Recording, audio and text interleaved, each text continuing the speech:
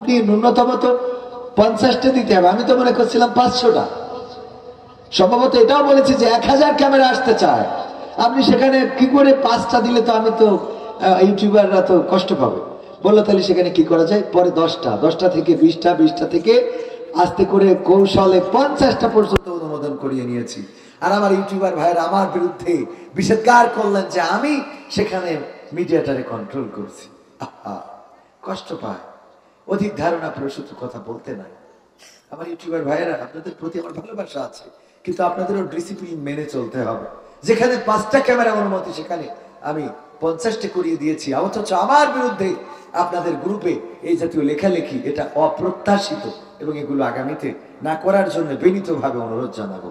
আল্লাহ আমাদেরকে সহি সমাজ দান করুন, বলেন আমি। তাহলে কোথায় ছিলাম? হ্যাঁ, আলোচনা শুনছিলেন আপনারা? মালয়েশিয়া। হ্যাঁ, এখানকার শ্রোতারা আলহামদুলিল্লাহ, দেখেন বক্তা ভুলে গেছে, শ্রোতারা বলে নাই।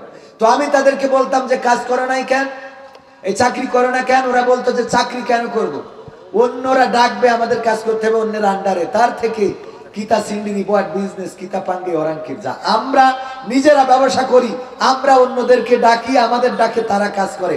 আমরা মানুষকে চাকরি দিই, আমরা চাকরি করি না। এটা হলো চাকরের কাজ। এটা কিসের কাজ? চাকরের কাজ। আমরা চাকরিটারে বড় করে দেখি, অথচ বিজনেসটারে ছোট করে দেখি। আর চাইনারা বিজনেসটারে বড় করে দেখে, লেখাপড়া করে চাকরি করে না। কয় একজনের গোলাম হয়ে থাকবে, এটা হইতে পারে না। তবে এটাকে আমি ছোট করার জন্য বলছি না।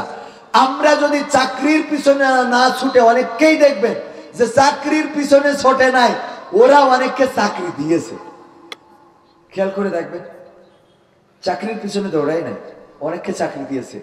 এমনকি আমিও ব্যক্তিগতভাবে, আমার একটা এজেন্ট ব্যাংক আছে, ইসলামী ব্যাংক বাংলাদেশ লিমিটেড, আপনারা জানেন বাংলাদেশ ইসলামী ব্যাংক লিমিটেড। সেখানে আমার 5 জন জব করেন।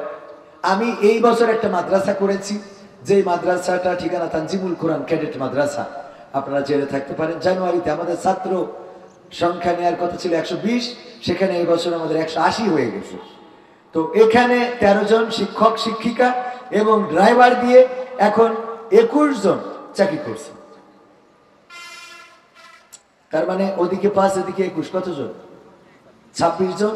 আর আমার নাটকে কাজ করেন প্রায় কম বেশ করে আরো 4-5 জন এডিটর মেডিটর দিয়ে। তো সব মিলাই অন্তত 30 জনের রিজিক আলহামদুলিল্লাহ আল্লাহ আমার হাত দিয়ে মানুষকে দিয়েছেন। আবার আমিও যে চাকরি করি না তাও না, আমি আবার আকিস কলেজিয়েট স্কুলের টিচার। তো আমি আবার সেখানে চাকরি করি, যদিও এই চাকরি করার মানে তেমন প্ল্যানিং ছিল না, আল্লাহ করে দিয়েছেন। তো চাকরি দিলাম 30 জনের।